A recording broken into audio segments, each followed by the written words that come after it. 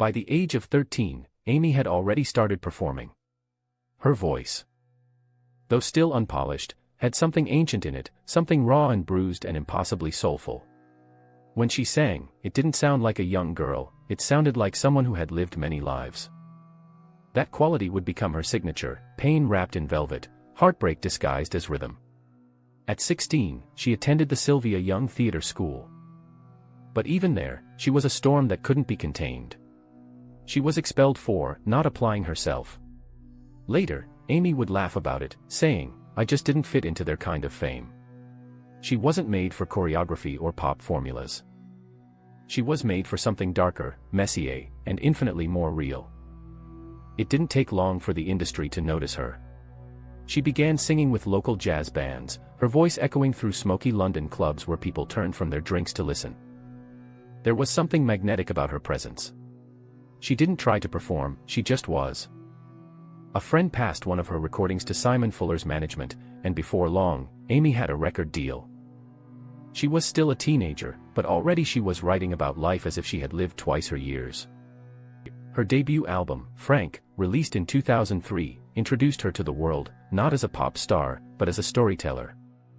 The songs were witty, confessional, and biting, reflecting her influences from jazz greats but injected with her own London realism. Critics adored it. But Amy wasn't satisfied. "I can do better," she said in interviews, shrugging off the success. That drive, to outdo herself, to reach deeper into her pain, would both define her genius and destroy her. Behind the scenes, Amy's personal life was spiraling in ways that no one could fully grasp. She had always been self-destructive, but fame amplified every impulse. The drinking became heavier, the nights longer. She surrounded herself with musicians, poets, and dreamers, people who loved her for her chaos as much as her brilliance. And among them was a man who would change everything, Blake Fielder Civil. Their relationship began as a whirlwind, the kind that burns too bright to last. Blake was charismatic, reckless, and broken in all the same ways Amy was. Together, they became inseparable and toxic. He introduced her to hard drugs, heroin, crack cocaine, and with that, the line between passion and destruction began to blur. Amy's love for Blake became the subject of her music, her obsession, and eventually, her undoing. Every argument, every separation, every reunion poured directly into her songwriting. When she released Back to Black in 2006, it wasn't just an album, it was an autopsy of her own heart. The songs were confessions drenched in sorrow. But they were also an act of defiance. Rehab, Love is a Losing Game, Tears Dry on Their Own, each track captured a different facet of her collapse. The world listened, entranced. The record sold millions, earning her 5 Grammy Awards and the title of one of the greatest voices of her generation. But behind the acclaim was a young woman collapsing under the weight of her own story. The irony was cruel. While the world celebrated her pain as art, Amy was living it in real time. The paparazzi followed her relentlessly, capturing her drunk, disoriented, bleeding, crying. Her breakdowns became tabloid headlines. Train wreck, they called her. Rehab reject. Each photo stripped away another layer of her humanity. Yet Amy, even in her lowest moments, tried to fight back with humor. "I'm not a mess," she once said. "I'm just a mess in progress." But the cameras didn't care about progress, they wanted collapse. As her fame grew, so did the isolation. Her management pushed for more tours, more performances. But Amy's body couldn't keep up. Her voice, once unstoppable, began to falter. She'd show up drunk to shows, slurring lyrics, collapsing on stage. Videos circulated online, dissected by fans who couldn't decide whether to pity or condemn her. What most people didn't know was that Amy had been trying to quit, again and again. She went to rehab several times, sometimes willingly, sometimes under pressure. But sobriety never lasted. "You can't help someone who doesn't want to be helped," her father said in one interview, but years later, he'd admit that he hadn't known how to help her either. In private, Amy was torn between wanting to heal and fearing who she'd be without the pain. Her addiction wasn't just to substances, it was to feeling too deeply. She once told a friend, "If I ever stop being sad, I'll stop writing songs." That was her curse. She believed her brilliance came from her suffering. And to let go of one meant losing the other. It's a paradox that has haunted many artists before her. But for Amy, it was a trap she couldn't escape.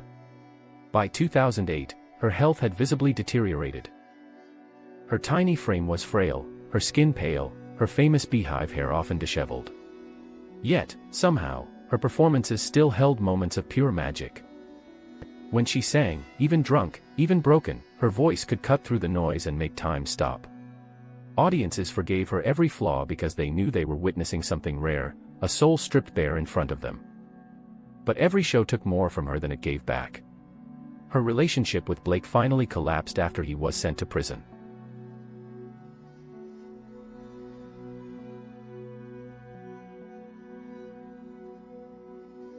Her home in Camden became both her sanctuary and her prison. Friends tried to intervene. But Amy's walls were high. She would disappear for days, locked in with her music and her demons. She was living in slow motion, one friend said later. You could see her fading. But she didn't want to stop it. Even in those dark days, Amy was still writing. New songs, half-finished lyrics, melodies hummed into her phone. She wanted to make another album, something different, something that proved she could rise again. But every time she tried, the past pulled her back. The pain was still too close, too raw. Her body was breaking. And her mind wasn't far behind. The industry she once conquered had turned her into its favorite tragedy. As 2010 turned to 2011, Amy seemed to be trying again. She went to rehab once more, claimed to be clean, and announced a short European tour. Fans were hopeful, believing maybe this time she'd make it. But those who knew her best could see the truth: she was exhausted. The comeback wasn't for her, it was for everyone else. The people around her wanted to believe she could be saved, but Amy had begun to accept something darker. I don't think I'm going to live long, she said in one chilling interview. It wasn't melodrama, it was prophecy. The stage was set for a final act no one could stop. The girl who had once made the world fall in love with her voice was now a ghost of herself, singing to silence. Her final performances would reveal just how far she had fallen. And how close she was to the end. And as that end approached, it wouldn't come in the dramatic blaze of headlines or scandal, it would come quietly, in the stillness of a summer afternoon in London. When the music finally stopped. The year was 2011. And the world was watching Amy Winehouse with a mixture of hope and dread. She had been to rehab again, promising both her family and her fans that she was finally ready to change. For a brief moment, it seemed like she meant it. She gained some weight, looked healthier, and spoke softly about working on new music. Her team arranged a small European tour, a way to reintroduce her, to remind people of the talent beneath the chaos. But beneath the fragile optimism, Amy was still fighting a battle no one else could see. Sobriety had left her restless, her thoughts spinning in circles. Without the chemical haze to numb her pain, she was face to face with the silence she'd spent years avoiding. The tour began in June. And from the very first night in Belgrade, Serbia, it was clear something was wrong. Thousands of fans had gathered, expecting to see the triumphant return of their idol. Instead, what they saw was a woman unraveling on stage. Amy stumbled into the spotlight hours late, disoriented and slurring. The band started the first song. But she couldn't keep up. Her eyes wandered, her words tangled. At one point, she dropped the microphone, muttering apologies that dissolved into laughter. The crowd began to boo. The footage spread online within hours, Amy swaying, barely able to sing, her once brilliant voice cracking under the weight of exhaustion. It was supposed to be her comeback. Instead, it became her public undoing. Her management cancelled the remaining tour dates within days. The official statement said Amy was taking time to recover. But those close to her knew she was broken. After the Belgrade show, she had cried uncontrollably. I can't do this anymore, she whispered to one of her bandmates. When she returned to London, she retreated into her Camden home, away from the press, away from the stage, away from everything that reminded her of who she used to be. It was as if she'd given up trying to live up to the version of Amy Winehouse the world wanted, the legend, the icon, the tragedy. Her house in Camden was both a sanctuary and a prison. Friends came and went. But Amy often preferred to be alone, drinking quietly, listening to old records. She adored girl groups from the 1960s, the Ronettes, the Shangri-Las, and would sing along to their songs, her voice still hauntingly beautiful even through the haze of alcohol. Her best friend, Tyler James, later said that Amy wasn't trying to get high anymore, she was trying to disappear. The fame that once seemed like her destiny had turned into her torment. The cameras never left her alone. Every relapse, every stumble, every tear was splashed across front pages. She had become the face of downfall, a cautionary tale dressed in eyeliner and heartbreak. But inside, she was still that little girl from North London who wanted to sing. She spoke about making another album, something different, jazzier, more honest. She wanted to collaborate with her heroes, to prove she still had it. But every time she picked up a pen or sat at the piano, the memories returned: Blake, the drugs, the shame, the exhaustion. She'd write a few lines. Then pour another drink. "I just can't," she'd sigh. Her addiction to alcohol had replaced her dependency on harder substances. But it was no less lethal. In interviews, her father would later claim she was drinking because she was lonely. Because she didn't know what to do without her music. It wasn't fame that killed her, it was what fame had taken away. The last few weeks of her life were quiet, deceptively so. Amy was often seen walking her neighborhood, sometimes with friends, sometimes alone. She laughed easily but tired quickly. There were glimpses of light, she seemed calmer, more at peace, but her closest friend said it felt like a strange calm, the kind that comes before a storm. She spoke about the future, about love, about new songs she wanted to record. But there was a detachment in her eyes. But if she were speaking about someone else's life, she had stopped performing.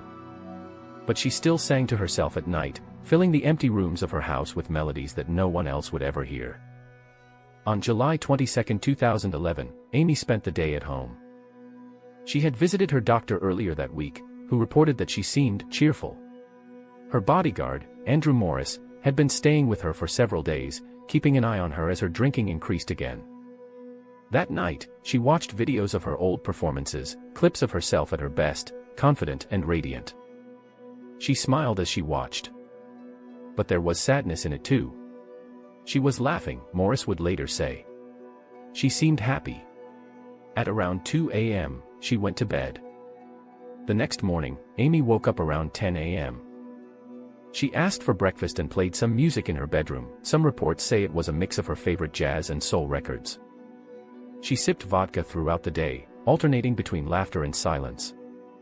Around 2 p.m., her bodyguard checked on her again. She was sitting in bed, watching television. "I need to sleep," she said. And those would be the last words anyone ever heard from her. When he checked on her again just after 4 p.m., she was unresponsive. The paramedics arrived minutes later. But it was already too late. Amy Winehouse was pronounced dead at 27 years old. News of her death spread across the world in seconds. Fans gathered outside her home, leaving flowers, notes, and bottles of wine. Reporters swarmed the streets of Camden, capturing the grief of strangers who had never met her but felt like they knew her. For many, it didn't feel real. Amy had been falling for so long that people had forgotten how fragile she really was.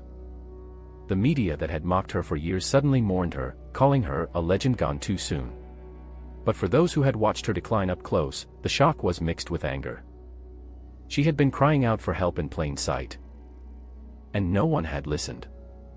The following days were filled with speculation. Some claimed she had overdosed, others insisted it was suicide. But when the toxicology report came back, the truth was more complicated, and somehow, more tragic. Amy hadn't taken any drugs at all. The autopsy revealed only alcohol in her system, enough to stop her heart. But no evidence of foul play or other substances. The coroner's report listed the cause of death as death by misadventure. In other words, accidental alcohol poisoning.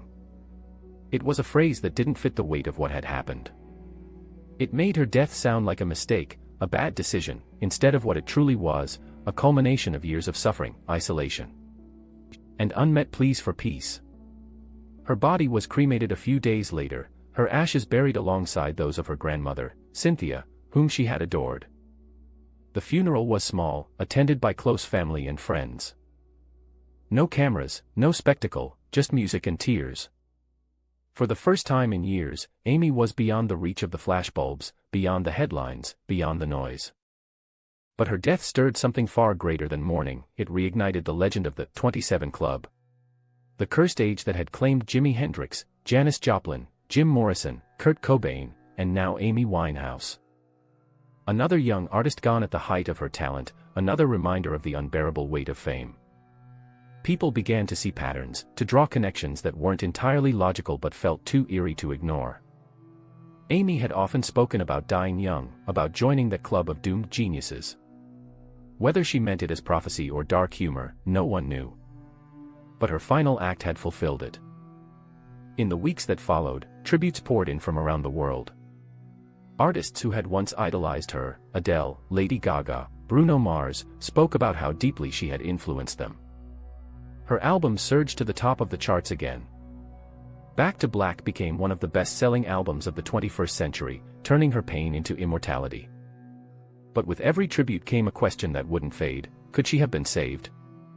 Those close to her said yes. They said she needed less pressure, fewer cameras, more compassion. Others said no, that Amy's demons were too deep, her self-destruction too entwined with her art. In truth, both were right. Amy Winehouse was a woman who gave everything to her music until there was nothing left to give. The industry took her songs and sold them to the world. But the world took her soul and left her empty. And so, as the sun set over Camden on that July evening, it wasn't just Amy's story that ended, it was a reminder of how fragile brilliance can be. She had spent her life singing about heartbreak. But in the end, it was the world that broke hers. The news of Amy Winehouse's death spread like wildfire on July 23, 2011. Within minutes, the world stopped, headlines blared, fans flooded the streets of Camden. And journalists camped outside her North London townhouse. But behind the flashing cameras and breaking news alerts, there was a heavy, suffocating silence, a silence that felt both unreal and inevitable. Those closest to her weren't shocked, though they were shattered. It was the end everyone had feared but no one had truly believed would happen. The girl who sang about refusing rehab, who turned pain into melody, had finally been consumed by the very demons she sang about.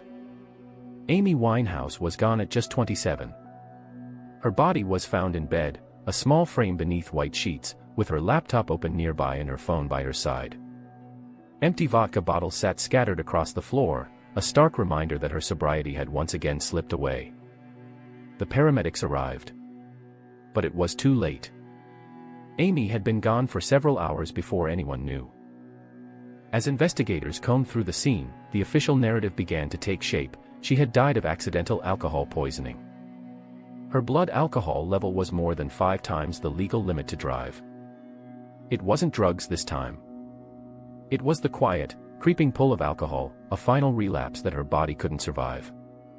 But the world wanted more than a coroner's report. They wanted someone to blame. The tabloids immediately turned to the familiar villain of Amy's story, Blake Fielder-Civil, her ex-husband. Even though the two had long separated. And Blake was serving time in prison for unrelated charges, his influence over her was a narrative the media couldn't let go of. He was the bad boy who introduced her to heroin and crack cocaine, the lover who broke her spirit. And the symbol of everything toxic about fame's underbelly. But the truth was more complex. Those who really knew Amy said she had always had a self-destructive streak long before Blake came into her life. She carried darkness within her, the kind that fame didn't create but only magnified. Blake had become a mirror for her chaos, not the cause of it. Her father, Mitch Winehouse, immediately stepped into the media spotlight, determined to protect his daughter's name. But his involvement also became controversial. Some saw him as a grieving father, trying to honor Amy's memory through the Amy Winehouse Foundation, a charity dedicated to helping young people struggling with addiction. Others accused him of seeking attention, unable to let Amy's ghost rest. In interviews, he spoke passionately about her struggles, her humor, and her heart. And critics said he failed to see the depth of her pain when she was alive. Amy's relationship with her family had always been layered with tension, love intertwined with frustration, concern tangled with denial. The inquest into her death lasted months, reopening wounds that had barely begun to heal. Toxicology confirmed that no illegal drugs were found in her system, which shocked many who had long associated Amy's downfall with narcotics. The reality was sadder, quieter. She had been trying to stay clean, trying to rebuild her career. But the loneliness and pressure were unbearable. Friends revealed she had spent her last night listening to her own music and watching old videos of herself performing, perhaps lost in nostalgia, perhaps haunted by the memory of who she used to be. The press, meanwhile, devoured every detail. Paparazzi had hounded her to the very end. And in death, they didn't stop. Pictures of fans crying outside her home were plastered across front pages. Crowds gathered with flowers, candles, and bottles of wine, tributes that somehow echoed the same irony that defined her songs. Camden became a pilgrimage site. And the walls near her home were covered in graffiti messages: "You gave us your pain. And we gave you our love. You were too real for this world." It was the beginning of her transformation from tabloid headline to tragic icon. The idea of the 27 Club resurfaced in every headline. Amy had now joined a haunting lineage: Jimi Hendrix, Janis Joplin, Jim Morrison, Kurt Cobain, all musical geniuses who died at 27. The number had become an eerie symbol of brilliance and destruction, of youth devoured by fame. Psychologists debated whether there was something psychological about that age, a convergence of pressure, identity crisis, and addiction. Conspiracy theorists whispered that there was something supernatural, that the 27 Club wasn't coincidence but curse. Whatever the reason, Amy's name now stood beside legends. Though she never wanted to be one of them. As months passed, documentaries, tribute concerts, and retrospectives flooded the airwaves. Each tried to explain who Amy was and why she died. Some painted her as a victim of celebrity culture, destroyed by the industry that profited from her pain.